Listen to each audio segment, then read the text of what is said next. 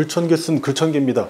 그 후한 말기 200년에 관도대전이라는 아주 큰 전투가 있었어요. 삼국지에서 보면 적벽대전은 잘 아실 거예요. 그것만큼 큰 전투였어요. 그 3대 전투거든요. 이때 뭐냐면 전투가 원소하고 조조가 서로 싸우는데 원소가 아주 압도적이었어요. 군사력이든 뭐든. 그래서 그냥 누워서도 이기는 전투였는데, 그런데 어이없게 지고 원소는 이제 이걸 계기로 패망하게 됩니다. 바로 오소라는 곳에 있던 식량 창고를 조조한테 털린 겁니다. 그러니까 핵심을 놓친 거죠. 최근 런던 베이글 뮤지엄 사례도 마찬가지예요. 엄청나게 성장하던 압도적인 회사가 조그만 곳에서 무너지기 시작했습니다. 그게 뭐였냐면 바로 글이에요. 글. 180cm가 넘는 아주 건장한 26세 직원이 갑작스럽게 사망을 했습니다. 유족은 주 80시간 근무를 주장해서 산재를 신청했는데 회사는 두 차례의 입장문만 먼저 발표했어요. 첫 번째 입장문은 뭐냐면 사실이 아니다. 그러다가 여론이 악화되니까 2차 입장문을 내고 사과한다고 발표를 했어요. 그런데 이 2차 사과문이 오히려 여론을 더욱 악화시킨 겁니다. 그러니까 하루 종일 줄 서는 핫플로 진짜 잘 나가던 안국동에 저도 가봤거든요. 2천억짜리 이 회사가 현재는 막 불매운동이 일어나고 있어요. 그리고 댓글창도 난리가 났습니다. 심지어는 TV는 물론 이제 정치권까지 비판하고 나섰는데, 대체 이 회사가 어떤 글을 썼길래 이렇게 촉망받던 회사가 한순간에 나락을 갈 수 있을까? 저는 특히 이제 글에 관심이 많은 사람이라서 사실 이번 사태에 대한 어떤 관심을 제가 가졌다기보다는 제가 무슨 도덕 감별사도 아니고요. 다만 오늘은 글쓰기로 밥 먹고 사는 제 입장에서 이 회사의 입장문들을 분석을 해보려고 합니다. 관심이 안 가나요? 근데 특정 회사를 비판하려는 게 아닙니다. 그건 이미 남들이 다 하고 있어요. 저는 이런 어떤 위기 상황에서 우리도 마찬가지로 이 소통 전략이 굉장히 중요하거든요. 이것만 살펴보려고 하는 겁니다. 사실이 아니다. 첫 문장이 아주 강한 부정으로 시작을 하는데, 이게 첫 번째 그 입장문이거든요. 입장문 전문을 제가 갖고 오진 않겠습니다만 첫 번째 입장문, 다만 이제 보면 저는 왜 이렇게까지 회사가 이렇게 되지? 라는 관점에서 좀 보는 거예요. 그러니까 사실이 아니다. 1차 입장문이 되게 강한 부정으로 시작합니다. 그러니까 일부 언론을 통해 보도된 근로시간 하루 21시간 그리고 주 80시간 등은 사실이 아니라는 거예요. 그러니까 회사 입장에서는 아마도 정확한 패를 들고 있을 수도 있어요. 그런 데이터를. 근데 무엇보다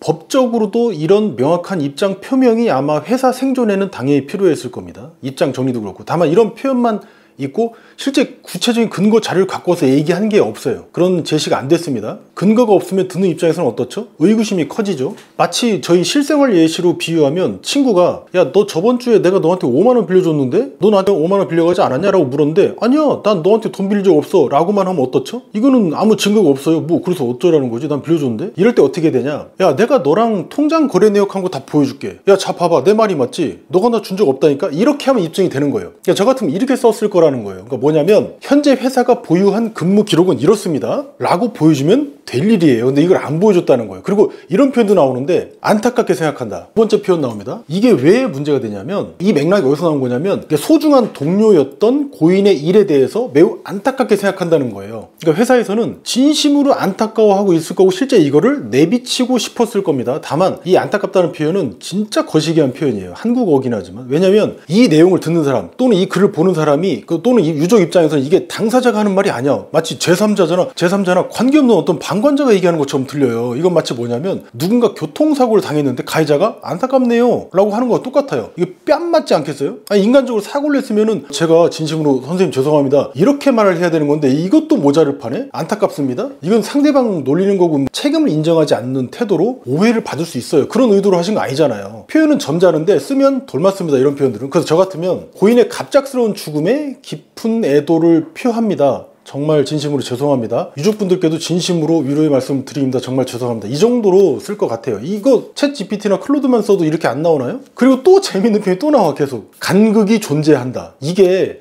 어느 맥락에서 왔는지 제가 살펴보니까 회사가 확인한 근무 기록에 따르면 유족 주장과 상당한 간극이 존재한다. 그러니까 객관적 표현을 쓰려는 의도는 알겠어요. 그런데 이 표현 역시 뭡니까? 유족이 과장하고 있다라는 뉘앙스로 오해를 받잖아요. 의도하고 쓰셨습니까? 그거 아니지 않나요? 왜 굳이 이렇게 썼지? 그러니까 이것도 비유하자면 이래서 그래요. 마치 내가 식당 가서 음식을 먹고 있는데 음식 속에 파리가 나왔네? 주방장한테 따졌더니 별거 아니라는 식으로 아니 파리 한 마리가 먹으면 얼마나 먹는다고 그냥 빼 드세요 라고 하는 거랑 같은 겁니다. 놀랍죠? 그러니까 뭐냐면 이게 손님 말씀과 우리 우리 사이에 이 위생관념이 좀 간극이 있네요 라고 하는 거예요. 이게 납득이 되겠습니까 이게? 그래서 저 같으면 현재 회사 기록과 유족 측에서 말씀 주시는 이 자료 사이에 약간 차이가 보이긴 한데 정말 죄송하지만 저희가 자료들을 다시 면밀하게 100% 다 검토해서 정확한 사실 확인을 해서 말씀드리겠습니다. 정말 죄송합니다. 이런 식으로 쓰겠어요. 왜냐면 확인하는데 솔직히 시간이 걸리잖아요. 그럼 최소한 시간은 벌어야지. 글로 똥볼 차면 되겠습니까? 여기서 여기까지 입장문이에요. 이제 이 뒤로 여론이 엄청나게 더 악화되는데 바로 왜 그러냐면 두 번째 입장문인 사과문 때문에 그래요. 사과문이라는 건 일반적으로 어떻습니까? 뭐 하는 문서예요? 말 그대로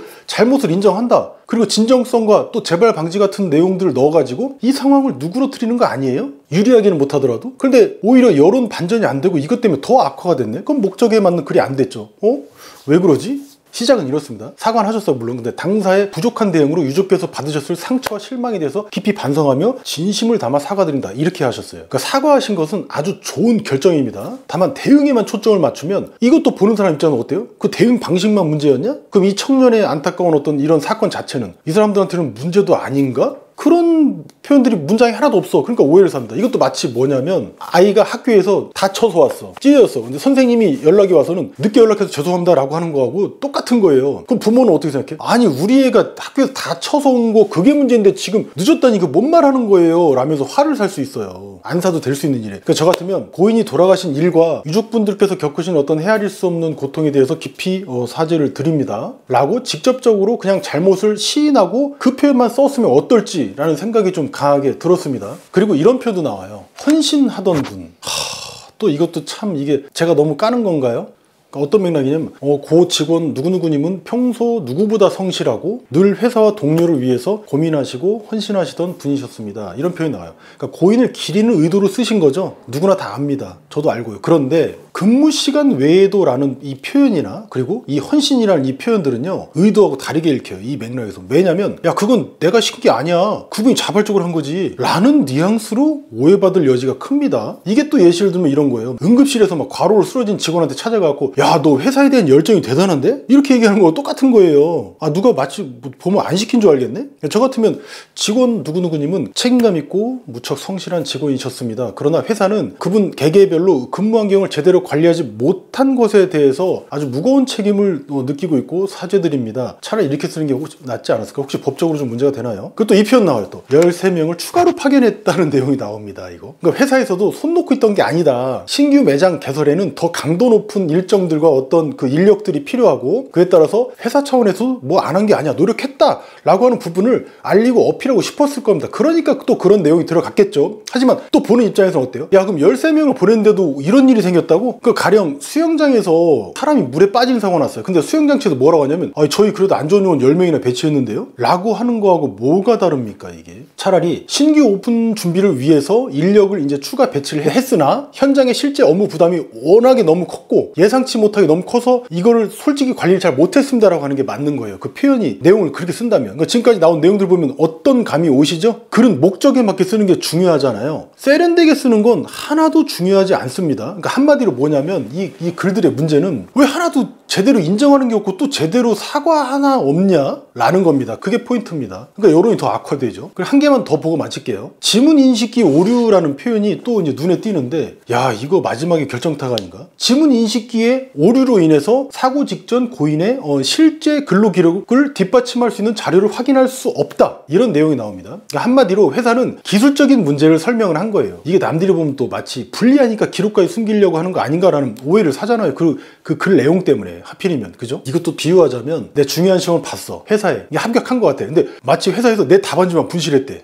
이게 정말 우연일까? 아니면 혹시 내 거만 일부러 누락시키고 없애고 누구 나 대신 다른 사람 합격시킬 사람이라도 있는 거야. 뭐야? 내정자가 있나? 이런 소설까지 쓰게 되잖아요. 쓸데없이. 왜 하필이면 그 타이밍에 그게 없어지지? 그러니까 저 같으면 이제 근무 기록 시스템에 문제가 있습니다. 모든 방법을 통해서 저희가 정확한 근무 시간을 확인하고 투명하게 자료를 최대한 제출하겠습니다. 라고 쓰는 게 훨씬 나을 것 같습니다. 그러니까 이 입장문 두 개를 보면 이게 같은 시대에 살아도 생각이 다르면 다른 시대에 사는구나 라는 생각이 듭니다. 그리고 이제 26세라는 이 숫자가 주는 의미가 또 어떻습니까? 저는 조심스럽게도 이 많은 분들에게 공감대를 만들어준 게 바로 또 이 나이가 아닌가 좀 조심스럽게 생각을 합니다. 왜냐하면 현재 이제 온라인에서 가장 활발하게 활동하시는 세대가 2030 세대고 또 그 또래이시다 보니까 이게 이제 나일 수도 있었다라는 그런 감정이 드는 거죠. 오늘 한 끼도 못 먹었어. 이 말 한마디가 지금까지 어떤 변명보다 말의 힘이 센 것 같습니다. 근데 결국 이제 2천억짜리 큰 기업답게 잘못한 점을 진심으로 밝히고 또 당장 전 직원 근로 환경에 대해서 외부 전문가를, 내부가 아니라 외부 전문가를 고용해서 투명하게 전수조사하고 개선 방안을 만들어서 즉시 실행하겠다. 정말 죄송합니다. 이런 식이었다면 어땠을까요? 근데 기업도 생명체예요. 그러니까 생명체는 뭐냐면 죽음의 위기가 닥치잖아? 그러면 살려고 발버둥 치는 게 본능입니다. 이해는 해요. 다만 이런 위기 상황에서의 커뮤니케이션은 그래서 정말 어려운 거예요. 이 커뮤니케이션도 글이잖아요. 글은 또 어때요? 회사가 법적 리스크도 들어있어야 돼. 여론도 신경 써야 되고 내부 직원들도 다도이고 잘 끌고 가야 돼요. 어렵죠. 다만 오늘 본 입장문은 제가 봤을 때 못 쓰고 잘 쓰고 한 글이 아닙니다. 다만 너무나 법률 리스크만 크게 의식한 게 아닌가, 이게 문제였던 것 같아요. 저도 이번 사태를 우연히 보고 깨달은 게 2025년 현재 대중들이, 사람들이 원하는 것은 어떤 정교한 글이 아니었구나. 특히 사업하는 입장에서 어떻습니까? 글은 창이나 방패 같은 내 무기가 될 줄 알았어요. 근데 아니었구나. 글은 그냥 이 거울이구나. 왜냐하면 의도라는 건 결국 다 드러나니까요. 이 앞에. 그러니까 제가 이번 사태를 통해서 느낀 진짜 또 하나는 뭐냐면, 사람들은 브랜드가 좋아서 사거나 거기 가는 게 아니구나. 내가 이런 유명한 데 왔고 여기서 다리 아프게 기다렸다가 베이글 하나 사 먹었다는 그 현상, 그 상황 자체 때문에 사람들이 사러 오는 거고, 그래서 좋아하는 거구나. 나를 좋아하는구나. 그러니까 결론적으로 사람들은 브랜드 자체를 좋아하는 게 아니라 그걸 고르는 자신이 중요하고 훨씬 좋다는 점. 따라서 브랜드에 대한 신뢰나 애정은 어쩌면 애초에 이 지구상에 존재하지 않는 건 아닐까라는 생각도 좀 들었습니다. 내가 초점을 맞출 건 오로지 그 사람이 원하는 바를 주는 거구나라는 걸 마케팅적으로도 많이 느꼈던 사례였습니다. 이제 브랜드, 내가 주인공이 아니라는 겁니다. 판매자는 주인공이 될 수가 없어요. 근데 주인 행세하고 갑질하고 있는 겁니다. 사람들이 바라는 게 그게 아닌데. 이번 사례를 통해서 저도 새삼스럽게 좀 많은 걸 좀 깨달았고요. 오늘 영상은 여기까지입니다. 지금부터 다른 얘기인데요. 저는 늘 어떻게 보면 쉽게 글 쓰고 수많은 사람들한테 더 쉽게 알리고 매출을 내고 어떤 성과를 내는 마케팅 글쓰기에만 관심이 있고 평생 그것만 고민하고 있는 사람이거든요. 근데 저와 마찬가지로 마케팅에 고민이 있는 분들 되게 많으실 거라고 생각은 듭니다. 그래서 이번 주 일요일에 20분이나 한 30분 정도 이렇게 소수만 모시고 세미나를 좀 진행하겠습니다. 함께 고민하시죠. 장소는 이제 신논현역이나 여기 앞에 이제 강남역이 될 거고, 자세한 건 신청서를 보세요. 필요하신 분만 신청하시기 바랍니다. 물론 무료입니다. 오늘 클로징은 제가 이제 고인의 명복을 빌면서 생략하겠습니다. 감사합니다. 글청기였습니다.